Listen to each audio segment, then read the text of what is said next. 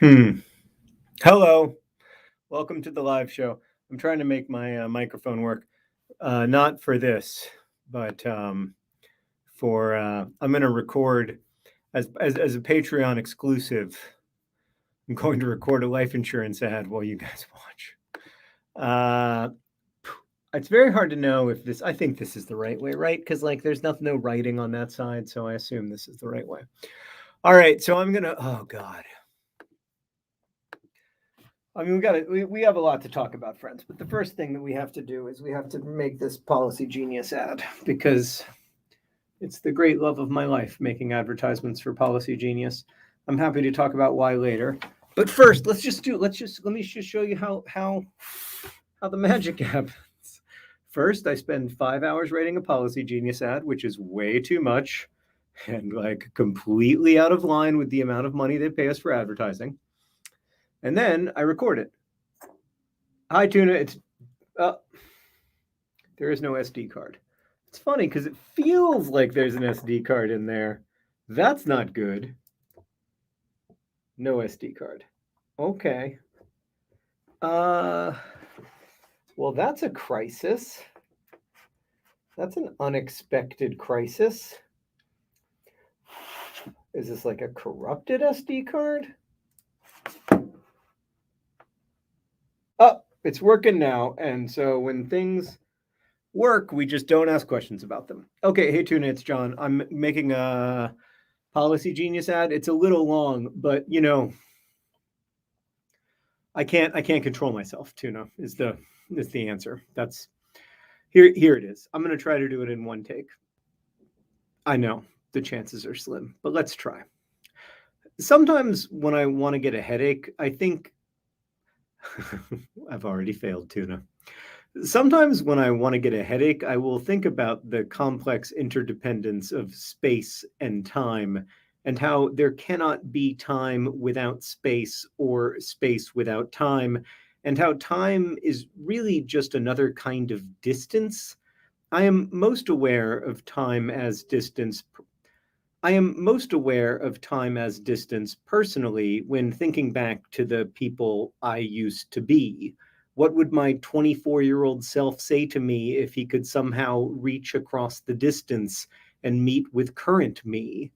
I think his first questions would be about love and family, but pretty soon he would ask me how I ended up doing what. I am most aware of time as distance personally when thinking back to the people I used to be. What would my 24-year-old self say to me if he could somehow I am most aware of time as distance personally when thinking back to the people I used to be. What would my 24-year-old self say to me if he could somehow reach across that distance and meet with current me? Nope. Oh, there's too many ups. You know what, Tuna? I'm going to start over. So he won't ever know about that. Hi, Tuna. It's me. I'm recording a Policy Genius ad, and I'm going to do it in one take. Sometimes when I want to get a headache, I will think about the complex interdependence of space and time and how there cannot be time without space or space without time, and how time is really just another kind of distance. I am most aware of time as distance personally when thinking back to the people I used to be. What would my 24-year-old self say to me if he could somehow reach across that distance and meet with current me? I think his first questions would be about love and family, but pretty soon he would ask me what I ended up doing. I think his first questions would be about love and family, but pretty soon he would end up asking me what I ended up doing for a job. And I would tell him, glee in my voice, that after a fulfilling career writing books, I finally found my great passion in life, writing life insurance. Nope. And I would tell him, glee in my voice, that after a fulfilling career writing books, I finally found my great passion in life, writing insurance advertisements. That's right, Policy Genius is, damn it, I missed it. And I would tell him, glee in my voice, that after a fulfilling career writing books, I finally found my great passion in life, writing insurance advertisements. That's right, Dear Hank and John is supported by Policy Genius, which compares rates from America's top insurers to find the best coverage for you. They've saved customers an average of $1,250 per year over what they were paying for home and auto insurance. And getting started is easy. Just head to policygenius.com, answer a few. They've saved customers an average of $1,250 per year over what they were paying for home. They've saved customers an average of. They've saved customers an average of $1,250 per year over what they were paying for home and auto insurance, and getting started is easy. Just head to policygenius.com, answer a few. Oh my goodness. I think it's because y'all are here. It's not. I'm always like this. They've saved customers an average of $1,250 per year over what they were paying for home and auto insurance, and getting started is easy. Just head to policygenius.com, answer a few quick questions about yourself and your property, and Policy Genius handles it from there. That's Policy Genius. And Policy Genius handles it from there. That's policygenius.com. Policy Genius. Please use us so that John can keep writing insurance advertisements. That's not their tagline. It's Policy Genius. When it comes to insurance, it's nice to get it right. Also, when it comes to ad reads, it's nice to get it right, huh, Tuna? Not my best work, but I hope that you can stitch that together. Thank you. Bye. That's how the sausage gets made. So I'm not sure if that was actually a pleasant experience for any of you. But that's like I've been asked a few times on Patreon to do that, so I thought I would do it. Yeah, now I take that file and I put it there, and then I send it to Tuna after it goes into my if I can get it into my computer, and then Tuna edits it. Skip this file. Okay. So then let me make sure it's there. Yeah. And that's like how that's basically how the show supports itself in a, although the show doesn't actually support itself. That's not technically, now that I think about it, that's not really how it works. Let me just make sure that none of these video clips are like adorable clips of Alice. Nope, that's me. Is that me? That's me looking like a doofus. What happened to that shirt? Good morning, Hankets. Good morning. Good morning. Good morning. Good morning, Hank. It's Tuesday. So my new book, Turtles All the Way Down, comes out in exactly 1 week. And in a oh, I can see your anxiety, Mr. Moo. Beep, beep, beep, yeah. Beep, beep. But I don't want to talk about that today. But today I want to talk about. Yeah, I think I can delete that stuff. How many gigabytes is it? You know what? I'll keep it. It won't be a problem. Okay, hi.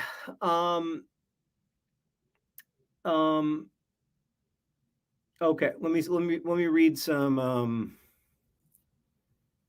Yeah. Oh, hello, Sarah is looking for car insurance. Perhaps I will wander over to Policy Genius. You actually should.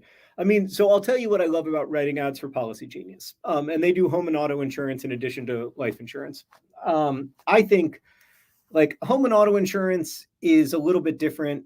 I mean, I think that they do a good job with home and auto insurance and with life insurance. I mean, I think that they're great, but here's what I like about writing insurance advertisements as opposed to all the other stuff that gets advertised on our podcast and on our YouTube channel and everywhere else.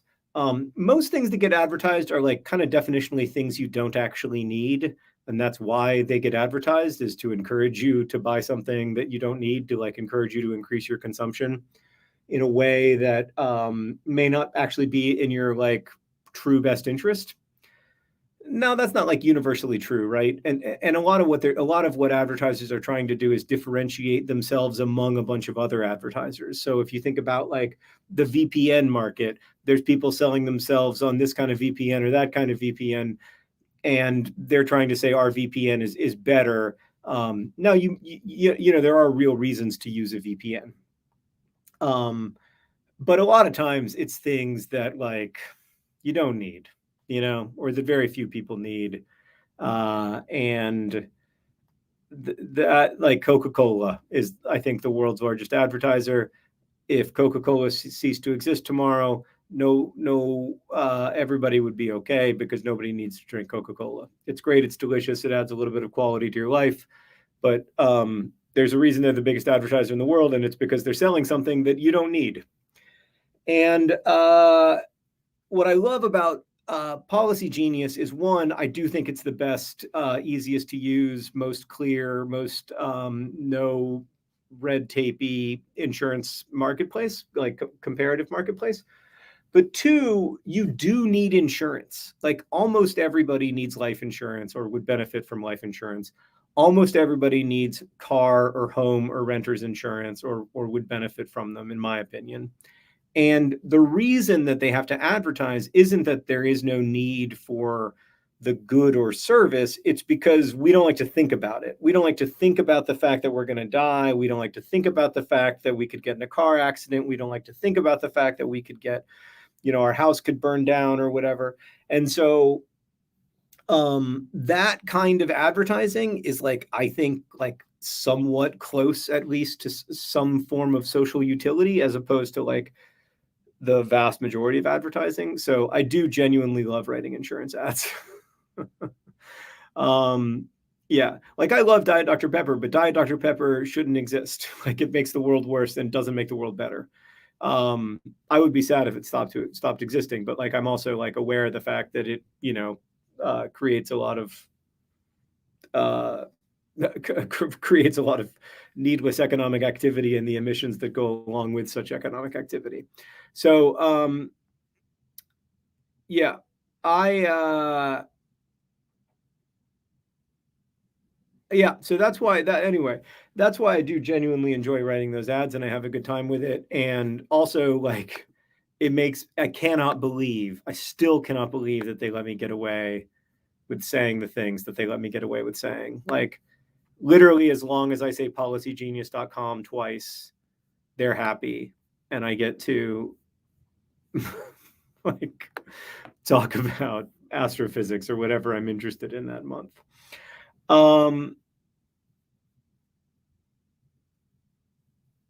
Okay. How's everybody doing? I don't know where Hank is. I started the stream early so that I could do that Policy Genius bit. Carrie, I'm sending you and your spouse good vibes for your larger celebration around your wedding. Guys, I'm not saying that like nobody should drink Diet Dr. Pepper. I'm drinking Diet Dr. Pepper now. I'm just saying that like you can do something that makes the world worse. I do it all the time. And I think it makes the world worse in a pretty small way in the scheme of things. Yeah. So I don't know where Hank is actually, but hopefully he'll be here at some point. Shelby says the Policy Genius ads are fun because it seems like the only kind of ads that someone enjoys recording. Yeah, I mean, I think for me, it's also like it's a writing exercise. You know, like I don't like reading advertisements. I mean, I understand why we have to do it to support the work that Complexly does, much of which loses money and needs to be supplemented by Dear Hank and John. But like I don't love it, you know, like I understand its place, but I don't like it's not something I relish. But when they let me write something, I do love writing, and like I especially love like a 300 word writing challenge around something that I actually do think people should buy. So yeah, it's actually way easier for me to like advertise Policy Genius than it is for me to advertise the Anthropocene Reviewed book, because I don't know if people should buy the Anthropocene Reviewed book, but I know people should have life insurance. Yeah, Kimmy asks if I've listened to Togetherness Reviewed, the podcast inspired by the Anthropocene Reviewed. I have not listened to it yet, but I would like to, and I think it's a really cool idea, and I deeply appreciate people finding a way. I'm texting my brother, finding a way to kind of continue the format or to expand the format and make it have it include more people and more voices and more ideas. I just think that's a lovely, lovely idea. So thank you for doing it. And I look forward to listening to it the next time that I have a little bit of time to listen to podcasts. I haven't been listening to podcasts because I've been exercising a lot, and when I'm exercising, I just can't listen to podcasts. Like I can't focus enough. Speaking of not being able to focus, I'm trying to text Hank to this live stream. Maybe he's not. Maybe he's just not coming. Maybe we're not doing the podcast today. I'll tell you what. That would having those two. He's here. It's too late. Podcast's gonna happen, John. Oh, how's it going? I'm okay. Sorry, I'm late. Everything. I'm finally caught up. As long as we don't take another extra 8 minutes before we do the podcast, but maybe we will. And then I'll. What do you mean? What do you mean by finally caught up? Well, I started the day out 15 minutes behind schedule, and so I'm slowly clawing it back because I had to get a COVID test, and the process of taking the COVID test was surprisingly lengthy. I thought it would take 20 minutes, and it took like 40, and I was like, "This is ridiculous." Whoa! You took a COVID test. Like, first off, I need more information on every level. You took a COVID test where? At my house, one of the rapid tests. How did it take 15 or 20 minutes? It took 40 minutes because the only one they had at the store was the one that connects to your phone and that can certify you. And in order to do it, you have to watch a video that you cannot scrub through. And so I was watching the video and I was like, I got it. I understand. And I was halfway through and it was very long. And so I just was like, well, if I restart the app, I won't have to watch it. No. And I had to watch it again. And then I watched it again. And then I hit the wrong button. And then I had to do everything again. And it's just, so I watched this very 6-minute long video 3 times, which added 20 minutes to the process. And then I did it normally and it took, 20 minutes to do. I've got it down to a science where I can do it in like 11 minutes. Well, it takes 15 minutes for it to even report, right? No, it's 10. It takes 10. Mine was 10. Yeah, it was pretty easy, pretty fast. Do you have COVID? I think I do not have COVID. That is the other question. I would have probably either not talked about this or led with that. Does anyone else have COVID? I mean, someone I know does, which is okay. So a friend of a friend. I spent some time with a friend. He was recently exposed. Okay, got it.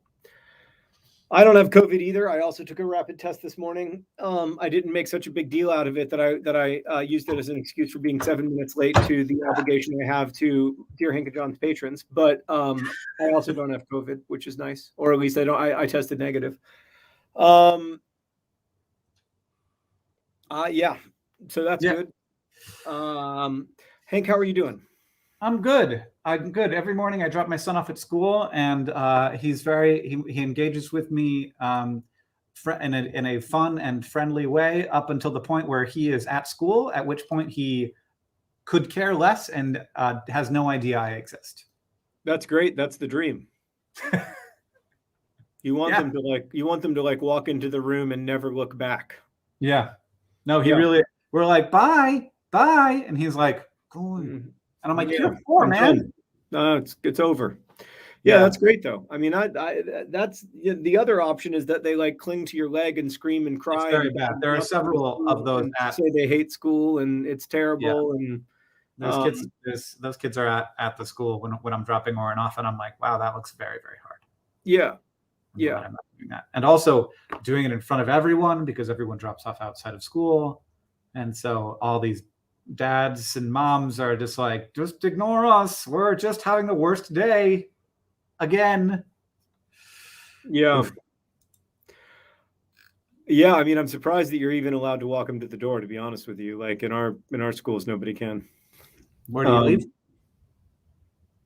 There's a drop-off zone that's outdoors so that nobody gets exposed to COVID. That's what it is.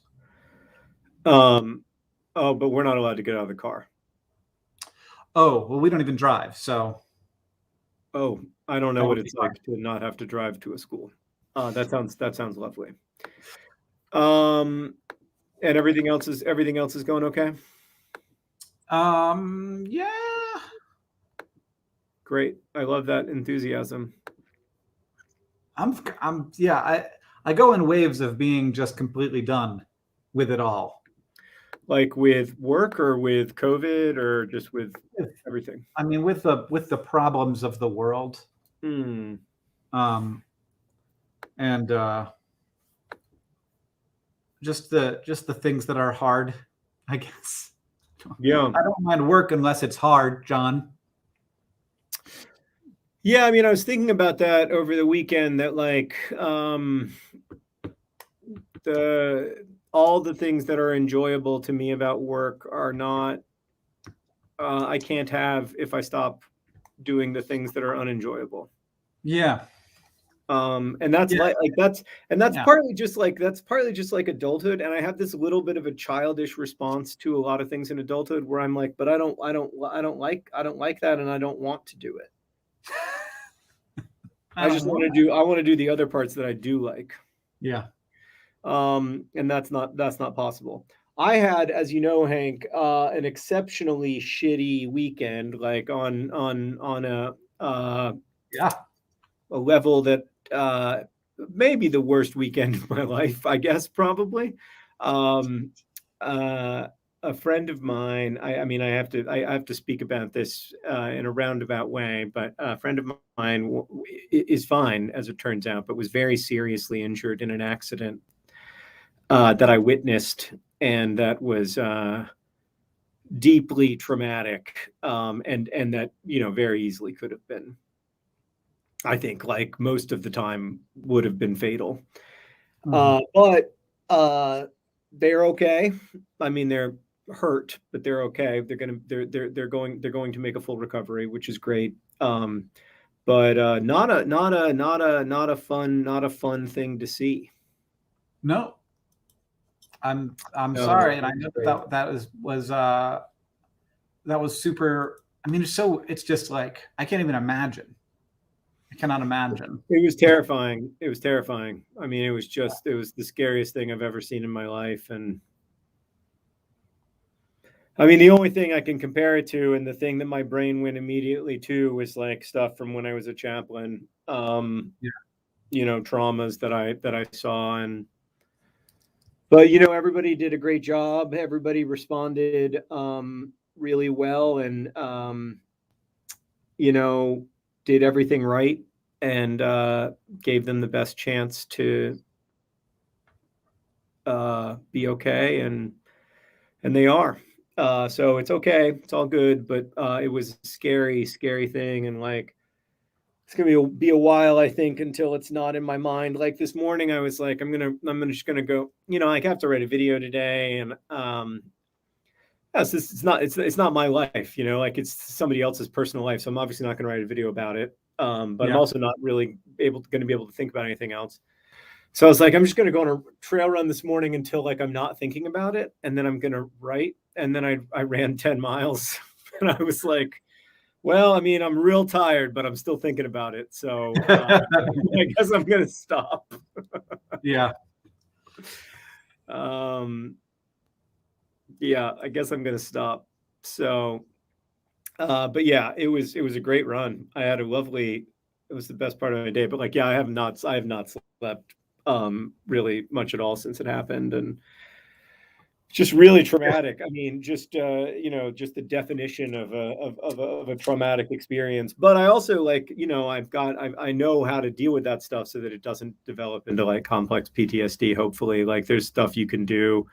Like even when I worked at the hospital, I remember there was one particularly horrible thing that I still can't talk about, not because it's impossible for me to talk about, but just because like it's too horrible to mention in regular people's daily lives. But immediately afterward, like literally the next day, they made everybody go to like a post-trauma counseling session, and we were all like, you know, pretty ER doctors and nurses and paramedics, and even like chaplains. At that point, I've been a chaplain for, you know, like 6 months, and like you're pretty dubious of that stuff, I guess you would say. And like, but it made a big difference. And it's funny because like that, which was so unbelievably horrible, I feel like I'm able to put it in its proper place, and there are other like much less serious things that still are with me,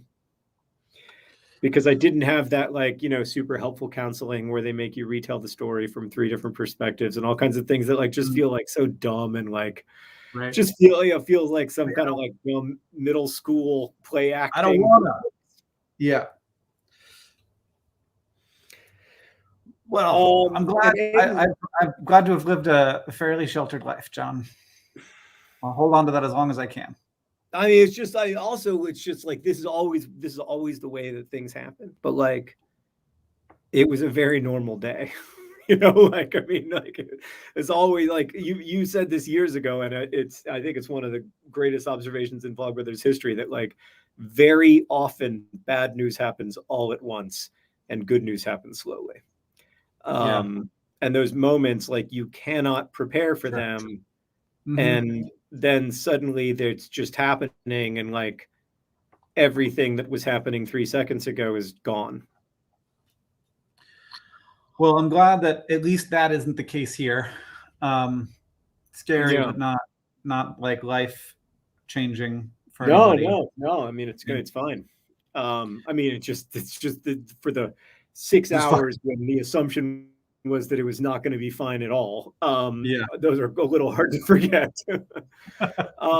Amy says the level of PTSD among healthcare workers and support staff right now is incredible, which is true. It's I can't even imagine. I cannot imagine. I don't know what else to say. It's just, it's a. I mean, it's hard for me to think about it without feeling a certain, just, I guess, I'll just use the word frustration since I don't want to go overboard, but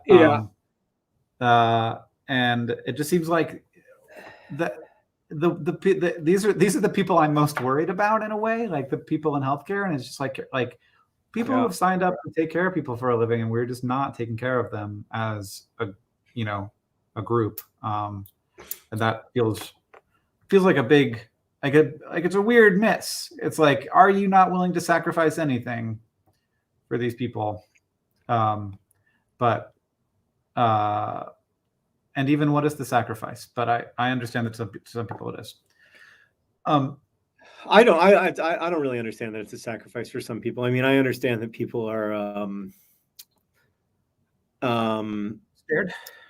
I understand that people are affected by misinformation. I'm affected by misinformation. Everyone is. And so I understand that on some level. And I understand that there is a level of fear that comes from making an active choice, like taking a vaccination, that feels different from making a passive choice, like not taking a vaccination. But I also think that it only requires, and I know that my level of empathy is a little limited here, but it requires for me, like 30 seconds of introspection to understand that my fear of the active choice is not rational. Yeah. Well, unless you in those 30 seconds start to seek out people who are, professionally.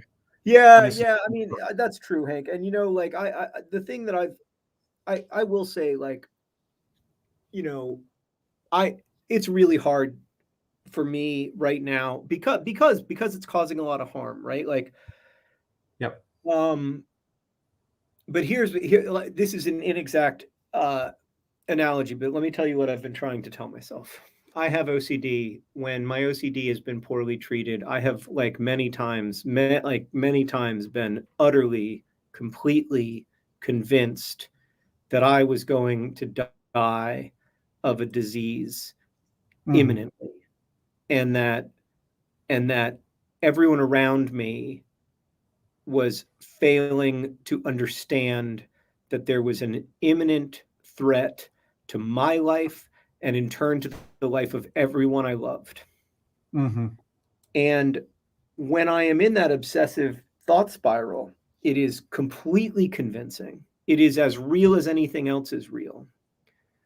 And if I were surrounded by people, or even if I had access to media that told me your fear is correct, these people are trying to kill you, they are trying to change your way of life, they are trying to kill people you love, your fear is well-founded, I would believe them, because it would allow me to stay in the obsessive state that I need to be in, and not to have to try to like fight my way out of it. I think on some level, a lot of the sort of hardcore vaccine hesitancy is a form of an obsessive thinking problem. And maybe if we think of it that way, we can get better at addressing it. I don't know. But like I look at my healthcare worker friends who, you know, see shit and do shit every day that I could never do. And this is like, you know, like when I worked at the hospital, there was always the sort of the nightmare scenario was like a school bus crashes and there's 20 traumas and they're all in the hospital at the same time. And there's 20 families and it's stressful. And COVID is a school bus crashing every day for like 600 days.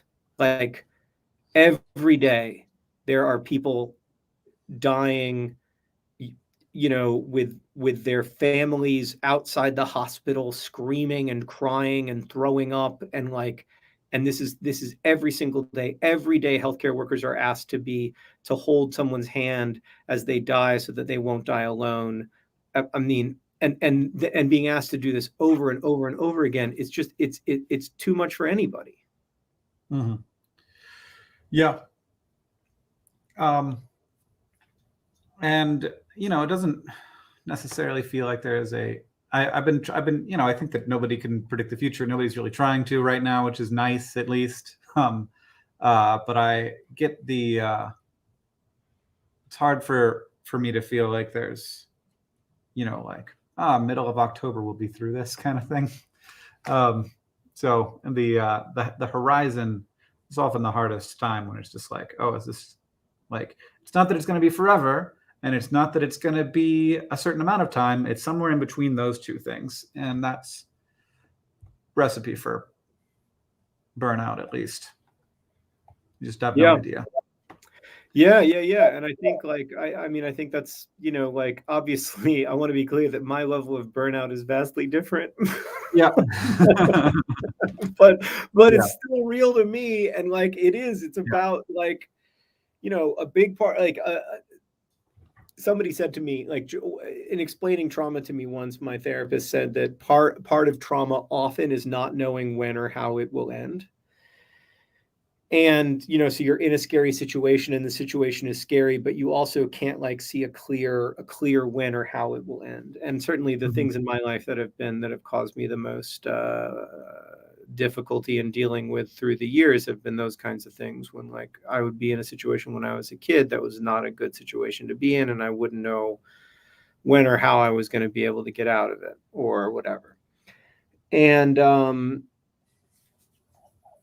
I think that's real. You know what I think about all the time, Hank? Like, you're a very smart guy and you're almost always right about everything. And like, so when you have a bad take, it really stands out because you have so few of them. It's not like I'm talking to Piers Morgan and I'm like, man, you had a bad take the other day. But before I tell you about your bad take, can I tell you, did you hear what the woman who won the US Open said when asked if Piers Morgan's comments about how she needed to toughen up, and did you hear what she said in response to that? No. Somebody said, did Piers Morgan's comments motivate you? And Emma answered, I'm sorry, I don't know who she is. And there's nothing in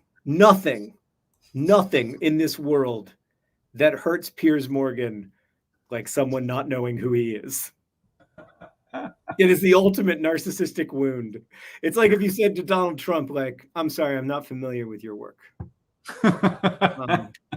Do you play tennis?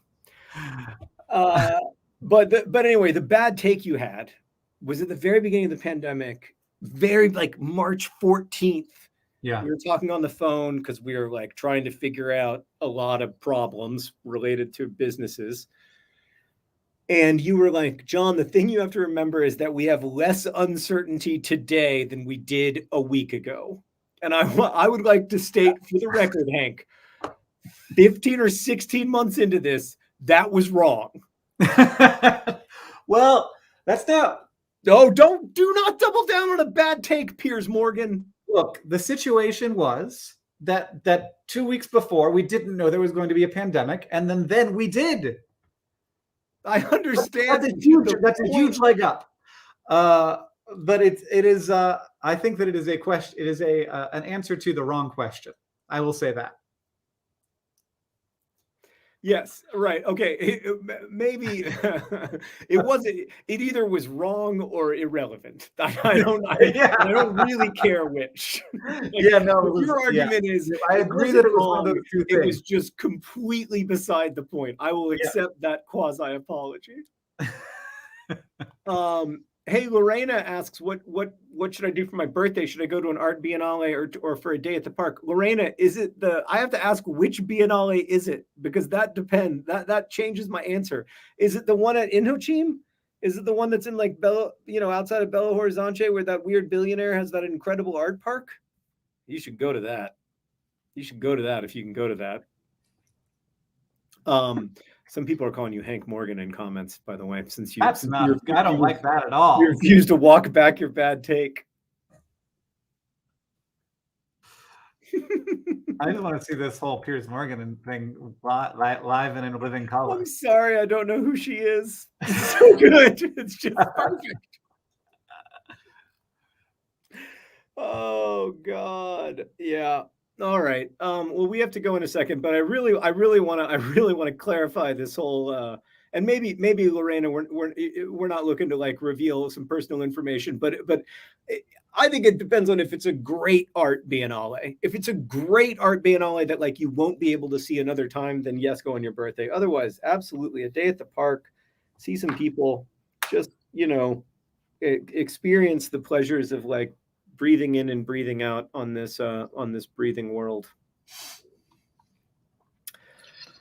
Everybody's saying that my butt is legs take is another example of a bad take from me, but I think what I like about that take is that it's a highly divisive take of absolutely no stakes, which is the only thing like that.